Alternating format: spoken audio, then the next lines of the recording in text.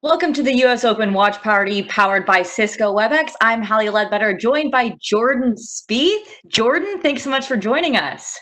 Glad to be here. Thanks for having me.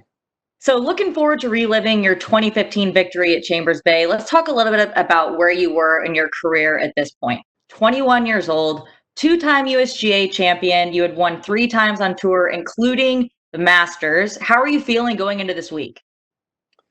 Yeah, I just remember it from arriving there the Saturday before the tournament started. I'd been playing well the previous 2 weeks on the PGA Tour. I think finished like second and third. Clearly, had been a dream season thus far already with the Masters. I was having fun. I mean, I was just having a blast, taking each day, doing what I love to do, and doing it really well, and not really thinking much of it. I remember arriving there and mainly because the weather was so good early in the week and then started to get hot. But June in Texas can get really hot. I figured I'd get out there and get on the grounds and be able to kind of slowly develop into the week instead of trying to get in there and cram some practice rounds in where they can sometimes take a long time at the major championships. So um, I felt great. I was rolling the ball really well on the greens. I was very consistent with the rest of my game. And I had played the U.S. Amateur at Chambers Bay and wanted to avenge a bad round that I had at the U.S. Amateur there. So I knew I needed to get to know the golf course better. So when you had a guy that was very, very familiar with the golf course on your bag, Michael Greller, maybe talk a little bit about his experience with the course.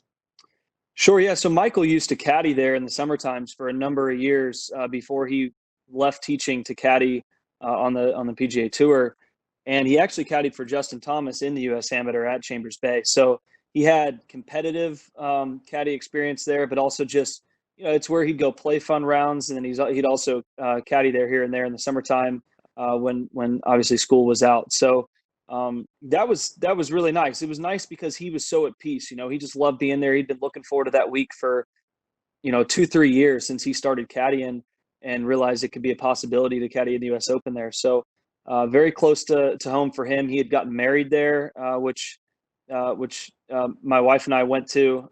It was it's a special place for him, and it just made it all that more special that week. Yeah, definitely. Well, let's talk a little bit about your performance at Chambers Bay. The first few rounds, couple rounds in the 60s, co-leader after 36 holes. Do any particular shots or key moments stick out from rounds 1, 2, or 3? You know, I remember my shots into number 8. I just remember that par 5 being a really key par 5 for me during the week. I played the hole extremely well. I think I had a couple good looks at eagle, and tap in birdies. And at a U.S. Open, if you can make some stress-free birdies by putting yourself in position from short range, that's huge because they just come few and far between. A lot of times you're just trying to play to make sure that pars are. I mean, par's a great score. You're trying to have it be as stress-free as possible, which is nearly impossible in most U.S. Opens. But I remember playing that hole well. I remember playing kind of your 2 through 9. I don't think I played number 1 very well for the week, but 2 through 9, I think I really I hit one. I made a long putt on 3 early on Thursday or Friday for birdie, and I think that really kind of settled me in. And a lot of the talk that week was the greens, and in my opinion, it was whether the greens are great or they're not great. If you're putting confidently, you have a huge advantage over the people that you're playing against. And um, when I saw a couple of them go in, I knew it was certainly possible and kind of rode that momentum through the week. But yeah, I mean, shooting in the 60s at a U.S. Open is a great score. To be able to put a couple together, put you in position for the weekend. Absolutely. All right, we're going to head down to the first tee of the final round. Ladies and gentlemen, All right. this is the 2:48 starting time. Please welcome from Dallas, Texas, Jordan Spieth.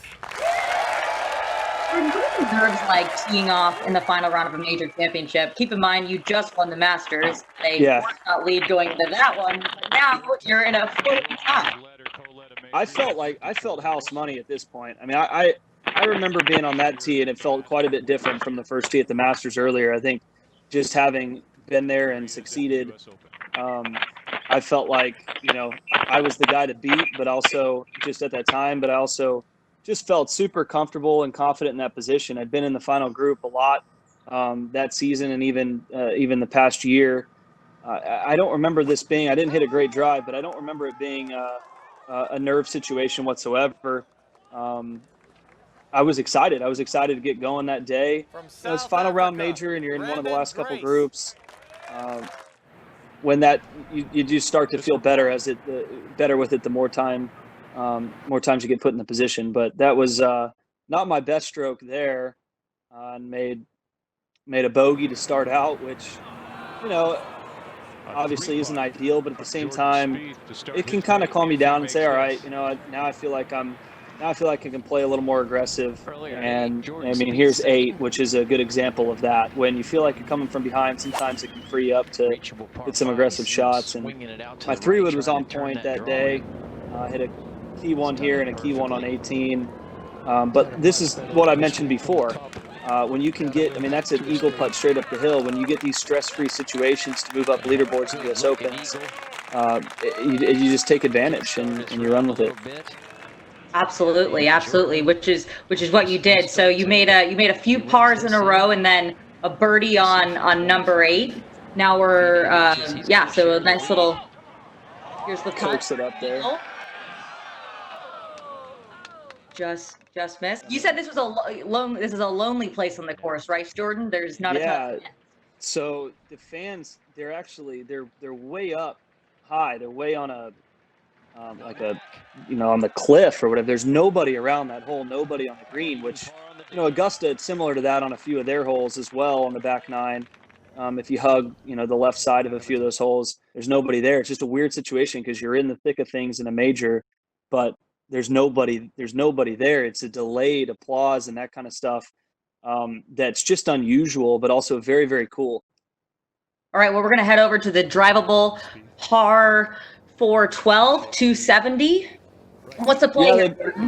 A lot of mix of tees this week on this hole. It played anywhere from over 300 to down to 270 with that tucked pin. And the play is just to do what I did right there. It plays for a little draw. That was a 3-wood. The whole green just has a bunch of different sections, just a wild green.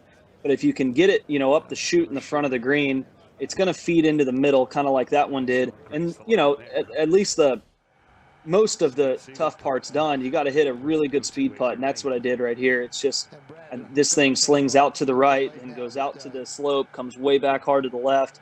It's all about controlling the speed. It's going to funnel down somewhere near the hole.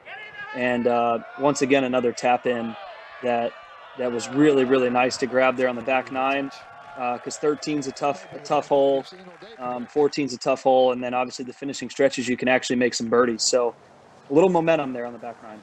Yeah, so that tied you for the lead. We're going to go to number 15, the par 3, 158. Yeah, tees up again here. We played a lot of almost different par 3s within this 15th hole for the week. And this front little section, the pins on this front little section, and ball was hanging just a smidge right. I think I may have just thinned it a touch, and it has to get to the hole. Clearly, that looks like it's a great shot right there, about 6-7 feet short of the pin up the hill. And then it just doesn't stop moving, and it goes to a place that's actually extremely difficult just to make par. So, when it lands, I'm thinking that's either a tough par or a good look at birdie, and unfortunately went all the way down. I hadn't looked at a scoreboard at this point on the back 9 at all, so I don't know where I stand, but I know I'm somewhat close. I think I'm back. I think I'm 1 or 2 back. And the first time I saw a scoreboard was when I was hitting my second putt, and clearly my reaction there was being very competitive, realizing you can tell from this angle where that color change is that I was very close to being right next to the hole. This speed putt was one of the better putts I've ever hit in my career. That's just such a difficult one. It's just hard to tell on camera how uphill that is, and then back down the hill, and to leave it over there on that left side at like 3 feet. The first scoreboard I saw was on accident. When I was reading this 3.5 footer, it's actually in the backdrop of that hole. It's to the right of the green. And I saw I was actually tied for the lead, and I needed to make that, and that's what got that fist pump going there. Yeah. Nothing was really good. The greens were a bit bumpy that week. It was certainly difficult to make putts, and your 3-4 footers were more like 5 or 6 footers on the tour average. So that was a bigger putt than it may look like. But I went to 50. What's that? Oh, just how important was it to sort of make those 4 or 5 footers to sort of keep momentum? Yeah, that's what it is at a U.S. Open. I mean, you're going to have so many of those for par, and if you can just keep trucking, keep making them, move on, and then you get a couple chances for birdie and take advantage, you're all of a sudden you have a chance to win the golf tournament. So I made a lot of them that week. I putted as well that week as maybe I ever have, as far as how my stroke felt and speed control. I think 1 or 2 3-putts the whole week, which I think guys were having, 1 to 2 around. So um, at walking to 16T, it's such a beautiful scene right there, right on the water. And I knew that I was tied with the guy I was playing with, Brendan Grace, and he hit a 3-wood out of bounds. And so I stood up next. It was my turn, and I needed to hit a good one here. This fairway slopes hard left to right, so you got to work a draw into it and to try and get it to hold up in the fairway. And the pin's back in this tiny little section, and just put a really nice swing on it. Just hit a great 3-wood that's ended up staying kind of on the edge of the fairway. I mean, that went over to the left side of the fairway there, and it still, I think, missed on the right side by the time it was done. It held up in this grass over there. Missed.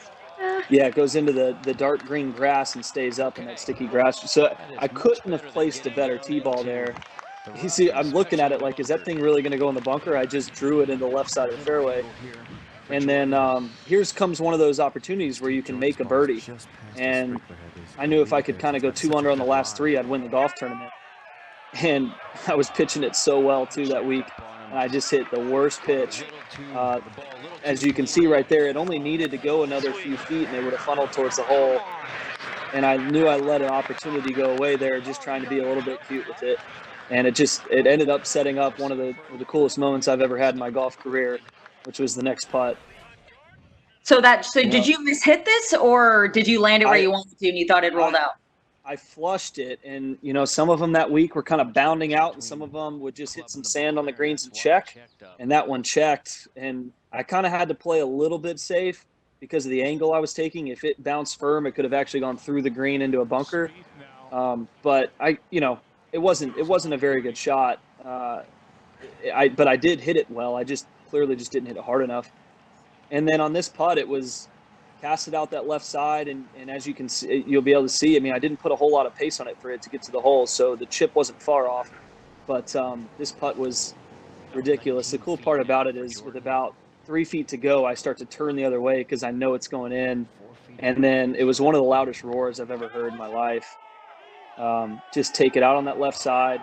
As it starts, it looks really good from that angle, and then kind of looked away and then screamed, which I didn't even hear the scream because it was so loud, behind that green. And that was really cool. I knew I had just taken the lead right there, and it was all in my hands now. I just needed to hit a couple good shots, which I did not do on the next hole because I like to make things dramatic and not easy on myself. So that was cool. That's a top 3 moment for me ever in my golfing career is that putt right there. Incredibly clutch. The adrenaline must have been pumping.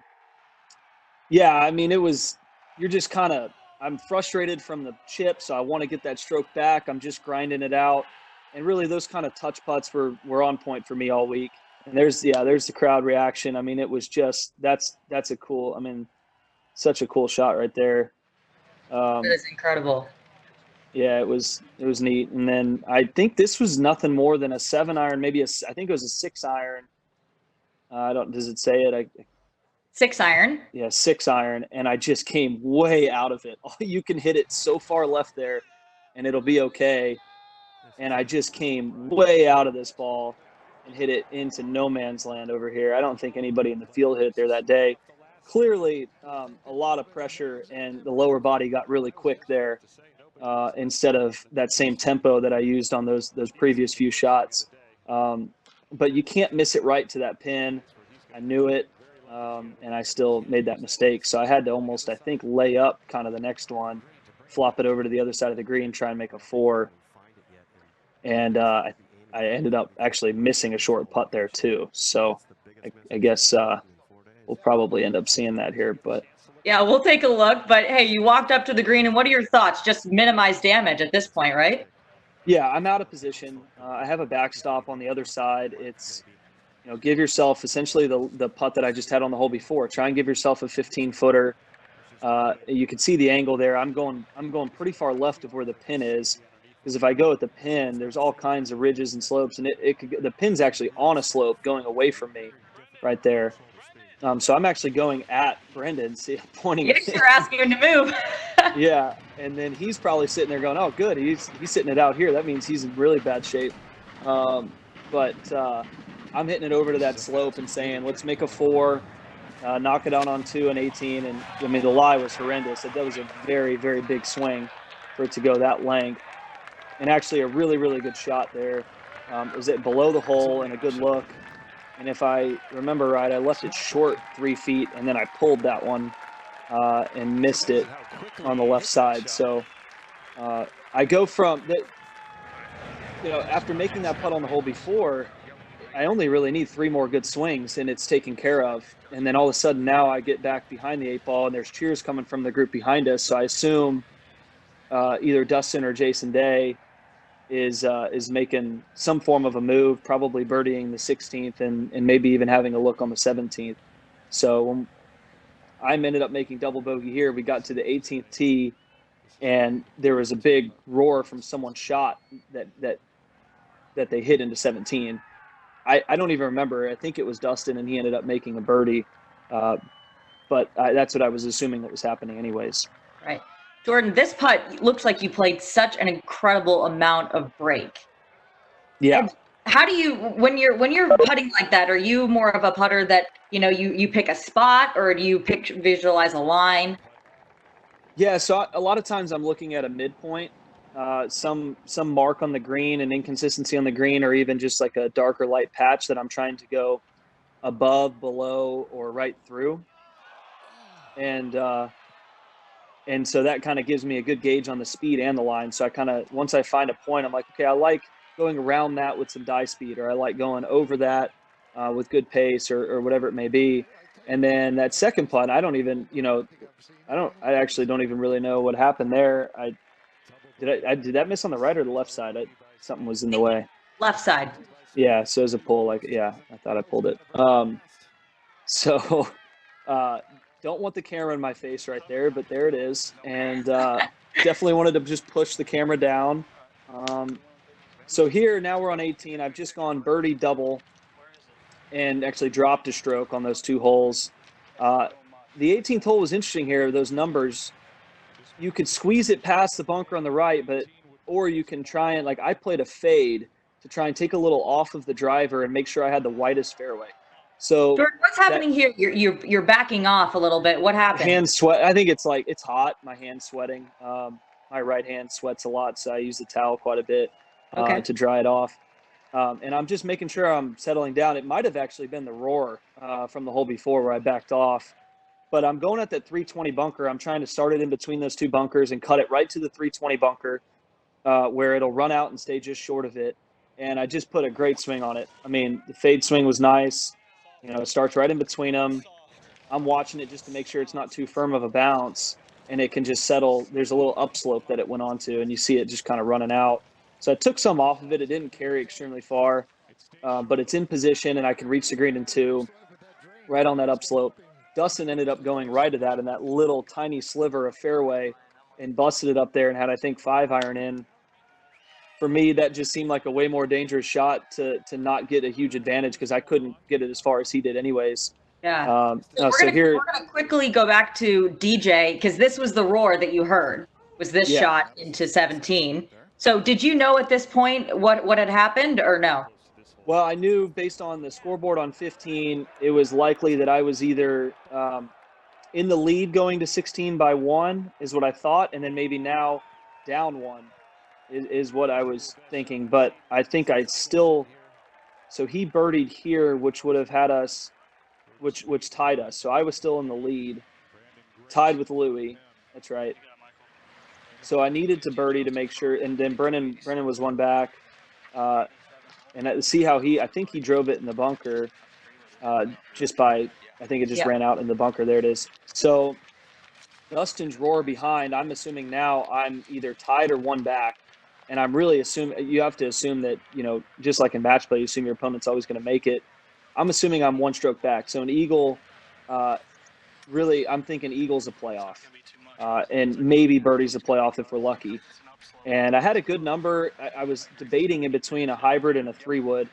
284 was uphill a little bit, but the pin was on like 40 paces. So it's only 245 or so to the front of the green, and it's very firm. The reason I hit a 3-wood instead of the hybrid was that upslope. If I hit the hybrid at all, it may not carry. So I could just fade a 3-wood, just like the drive I just hit. Started at the left side of the green, and try and fade it to the pin or to the right center. And I hit it here, and then I thought there's a little breeze off the right. I think I'm yelling at it to hit it wind, and it just hangs on this right side. And certainly very fortunate for it to go right up and come back down and stay on that top tier. That if that rolls another 4 feet further than the direction that it was, it would have gone to about 30, 40 feet. And so I'm pretty pumped up at that point because I know I have a putt now to, at worst case, force a playoff, maybe to win the golf tournament. Still clearly, I'm very upset about the hole before, but able to regroup to hit the 2 shots necessary on that hole. Yeah. Did you know how close your ball was walking up to the green? No, so I didn't. When it ran around, what I want mid-flight, I thought, okay, just don't go in that right bunker. That would be tough. And once I saw it bounce left, I thought it would funnel down to the middle of the green at like 30 feet up the ridge, which would have been fine. That would have been a really nice shot. That's what I was trying to do. And then as I started, the crowd roar was louder once it had stopped, and I saw that the ball stopped. I'm almost thinking I got to run up to mark that because I think it's so close to coming down the ridge. I'm, certainly embracing the crowds. They're phenomenal that week. They've always been so great. Such an incredible setting there at a U.S. Open, walking up to the last hole. So, but at the same time, I'm pretty upset because I had control of it, and 2, all right, now we got to buckle down and make this putt so we can get it back. So it ends up being what I thought was about a cup outside the left edge, uphill putt for eagle on the 18th hole of the U.S. Open. I mean, I couldn't ask for much better than that. And I stepped up to it, and I hit a good putt, and it just never moved. I'm lined up outside left a decent amount. Was it a slight misread there? Yeah, it's just a misread because it starts to kind of move towards the hole, and it was a solid putt. It just was hit too high. I'm thinking it's going to kind of dive at the end. And so when I tap this in, I think that I just tied the lead, and I'm likely to – I thought that I had tied the lead until I looked at the board right there and saw that I had actually taken the lead, and that putt really would have been to win the golf tournament. So my reaction with Michael was actually that I was pretty upset at the last 2 holes. And I played the last 3 even par, but in my opinion, with 16 and 18, the way they were played, it clearly could have been a lot better. But now it's in Dustin's hands. Now I'm out of control, and that's not the way I wanted it. And he just hit 2 unbelievable shots here. Were you watching this in scoring, Jordan? So I was watching it in scoring. There was a camera in the actual scoring tent, and then there was a trailer it was attached to. And I didn't want the camera on me. There was a camera crew that tried to come in as well, and I just didn't want them on me because I thought I was going to lose because of this. And I just didn't want that. Just didn't want a camera on me for it. I was, pretty upset at the finish. And so Michael, we walked from where you sign your scorecard into the other room in that trailer, and there's a TV. So I'm right there. I see that shot. Clearly, I can see there's a camera pointed. So I actually walk in and watch it with Michael, and we're just sitting there. I'm watching it. He's right behind me. I'm sitting down. His hands are on my shoulders. He's like, hey, if it goes in, he earned it. You did everything you could. He's just talking these words of encouragement. And he hits it. Dustin hits a really nice putt here, and it looks like it's going to go in. When he hits it, I'm like, oh, that's going in. And then it just continued to slide. And I'm like, all right, let's go get him tomorrow. So you were preparing for a playoff at this point? Yeah, so I remember saying to Michael, all right, we're going to go get him tomorrow.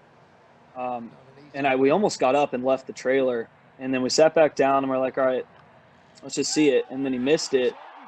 And, again, it looked like a really nice putt, and it just broke off to the left there. And we were shocked. I was sitting. It was totally silent.